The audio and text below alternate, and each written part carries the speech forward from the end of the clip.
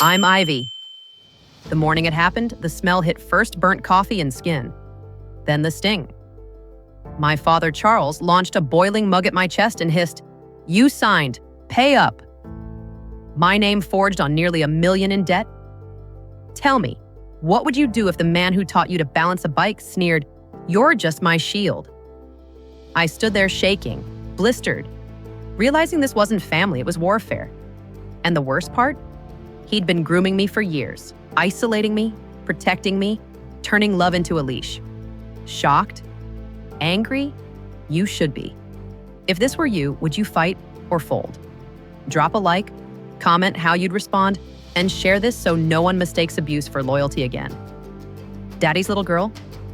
Not anymore. I'm Ivy, and this is the part nobody warns you about, the slow burn before the explosion. You don't wake up one day and think, "My dad is my enemy." It creeps in. First as little favors, then as family obligations, then as a script you read every day until you forget you ever had lines of your own. After my mom died, I moved back in for a few months. That's what we said. Months stretched. Grief made us soft clay. My father, Charles, learned how to press fingerprints into me. "You're the only one who understands me," he'd say at midnight, voice tired, hand on his chest like love was a wound. "Don't leave me alone in this house." And I believed him. Wouldn't you? Everybody loves the word daughter until they use it like a leash. It started with errands. "Can you call the bank? Can you sign this delivery receipt? Can you help me set up online billing? My eyes aren't what they used to be." I did it because I wanted to be good. Because he'd make breakfast and say, "My angel keeps this place going." Because I missed the sound of family in a kitchen. Then the isolation arrived, disguised as care. "That friend of yours, Tasha, she talks too loud. Bad influence. You don't need dating apps, men your age are wolves. Stay in tonight. Make us that stew your mother loved." You hear it enough, and you choose quiet over questions. You choose we over me. You hear yourself say, "Maybe this is safer," and you don't realize that safety can be a cage with curtains. Money went missing in teaspoons. 100 here, 300 there. I blamed grief brain, late nights, the way time blurs. When I asked him once softly, not accusing, he coughed so hard he slid to the floor. I thought he was dying. I held his head, dialed 911, cried into the phone. He recovered on the couch, said he was allergic to confrontation. He smiled and kissed my knuckles. "Don't worry your pretty head, baby." Tell me, if that were your father, would you argue? Or would you carry the guilt like a backpack full of wet concrete? We got strange mail, shiny credit card offers, welcome to your new account letters I didn't open, debt collectors calling with wrong numbers that sounded a lot like mine. He'd chuckle. Identity theft is everywhere, Ivy. Toss it. He had an answer for everything, and I had a habit of believing answers. Protecting me became a family brand. He kept my world small and called it love. The gambling hid in jacket pockets, plastic chips from riverboats, crumpled slips that smelled like salt and smoke. When I asked, he winked. "A little fun keeps the heart alive." He said it like a joke, but jokes don't call you at 2 a.m. Jokes don't make the fridge go empty. Jokes don't whisper, "You're my lucky charm sign here, so the rewards points post faster." I signed a few delivery slips, a few packages. A harmless thing, right? Later, I learned how a signature becomes a weapon when someone copies it until it looks like you. Let me be honest about the psychology, because if you're listening for you, not me, this matters. Abusers don't start at a 10, they start at a 2. They act grateful, they cry when you pull away. They praise you in public, "My daughter's a saint," and punish you in private for the same kindness they applauded. They keep you tired. They keep you broke. They keep you doubting the feeling in your gut that says, "Run." One night, I found his jacket in the laundry with a folded napkin inside. On it, a number that made my vision warp, ATM $400 and a scribble. Ivy Guarantee. My name in his handwriting. I felt the floor tilt, but still I told myself a story. It's a misunderstanding. He'll explain. I'm overreacting. He kissed my forehead when I asked, said, "You're imagining patterns. That's your mother's anxiety talking." He weaponized my grief against me. That's the trick. They turn your love into their alibi. If you've ever had someone you trust make you feel crazy for seeing the obvious, drop a comment. Tell me I'm not alone, because that's how this works. You get isolated, then you get gaslit, then you get used. And you keep quiet because shame is a gag you put on yourself. I wish I could tell you I left then. I didn't. I made a shopping list. I made soup. I convinced myself that being useful was the same as being safe. That morning, the morning of the coffee, was still ahead. The match hadn't hit the fuse, but everything was in place. The forged documents, the rehearsed lies, the cage I called home. If this makes you angry, good. It should. Tap like. So the algorithm shows this to someone who needs it. Share it with a friend who calls chaos family. And ask yourself, if your love started to feel like a leash, would you notice? Would you cut it? Or would you wait for the burn? Be a good daughter, he would say. And I was, until being good meant disappearing. The day snapped like a bone. The kettle whistled. Sun slid through the blinds. I poured 2 mugs muscle memory and set them on the table like a peace offering to a war I didn't know I was in. My father folded the newspaper, smiled a smile I didn't recognize, and slid an envelope across the table. A surprise, he said, for my favorite girl. My stomach went cold. The envelope was heavy with paper, heavy like bad news. I opened it and saw my name, in neat black ink, across loan agreements, casino markers, a refinancing document I'd never heard of. The numbers blinded me. Zeros clustered like flies. This isn't mine, I whispered. He didn't blink. Collectors are coming Monday, he said, voice flat. You signed. Pay up. Then he leaned in with a line that still echoes in my skull. Don't make me teach you what family loyalty means. I laughed one small, stupid laugh because sometimes your mind breaks the fall with denial. Dad, this is illegal, I said, and that was the spark. His face shifted. The veneer dropped. The man in front of me wasn't a father, he was a gambler with his back to the wall. He stood, snatched the mug, and before my brain could move my body, he threw. The coffee hit like fire. My chest, my neck, my breath gone. The sound I made wasn't human, it was animal, airless, raw. I clawed at my shirt, skin screaming. He didn't move to help. He watched. Drama queen, he hissed. You did this, you lied, now pay. If you're shaking right now, I see you. Abuse turns kitchens into battlegrounds. It turns every object into a threat.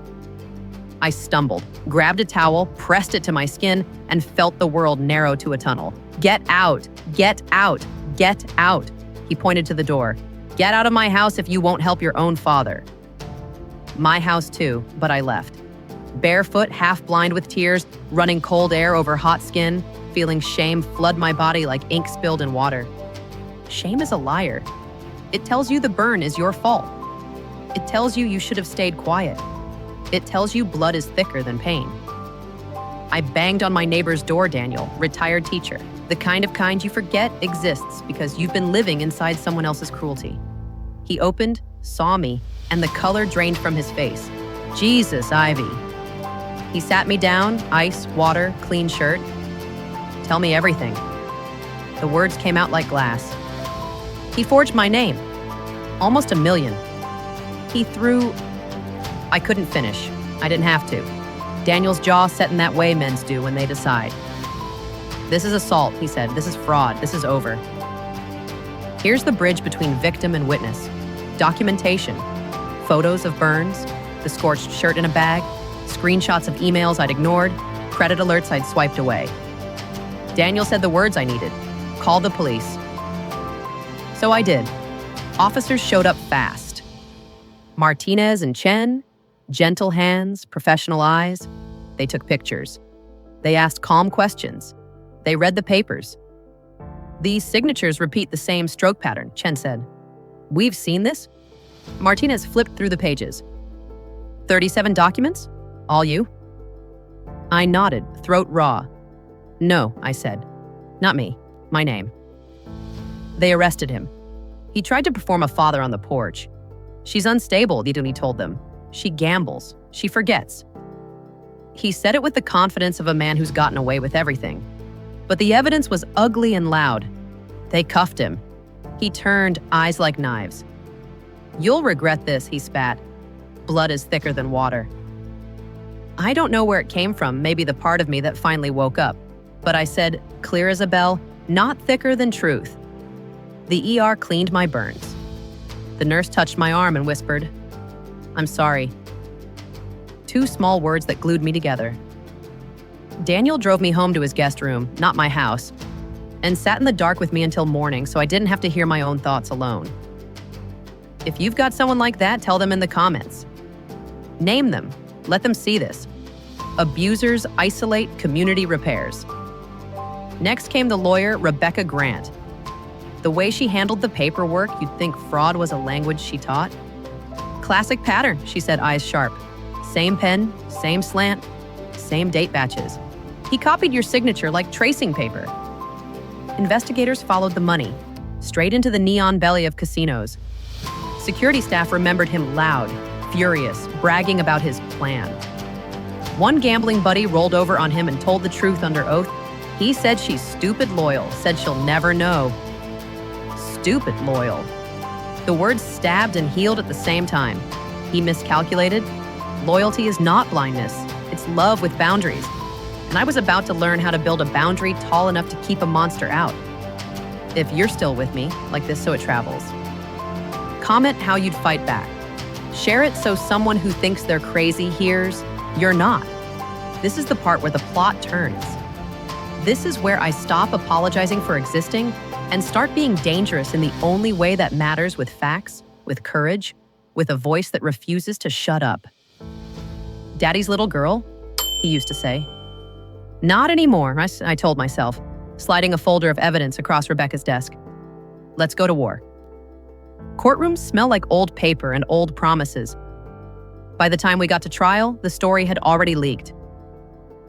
Father Frame's daughter makes a catchy lower third. I wore a simple blouse that didn't hide my scars. I didn't hide anything anymore. Hiding had almost killed me. His lawyer looked bored, like a coupon attorney who prints plea deals for a living. Charles, my father, looked smaller than the stories he told himself. But small men do big damage. The judge, Collins, read the charges in a voice that could split stone. 37 counts of fraud and identity theft, domestic battery, attempted extortion. "How do you plead?" "Not guilty," he said, staring at me.